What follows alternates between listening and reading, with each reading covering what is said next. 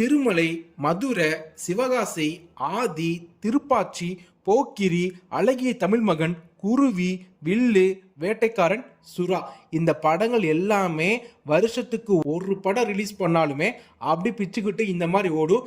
ஏன்னா இந்த எல்லா படங்களையுமே நல்லா நோட் பண்ணி பார்த்தீங்கன்னா சாங்ஸுக்கு பஞ்சம் கிடையாது. எல்லா சாங்ஸுமே மரண இட்டு அதில் பெர்ஃபார்ம் பண்ணக்கூடிய ஒரு விஜய் சார் டான்ஸ் சொல்ல தேவையே இல்லை.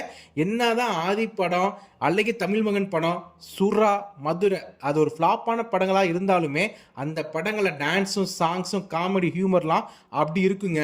இந்த மாதிரி எல்லா கலவையும் சேர்ந்த ஒரு தமிழ் சினிமாவில் இந்த மாதிரி படங்களை கொடுத்த விஜய் சார் அப்போதைக்கு பார்க்கும்போது பெருசாக யாருமே ரியாக்ட் பண்ணலை.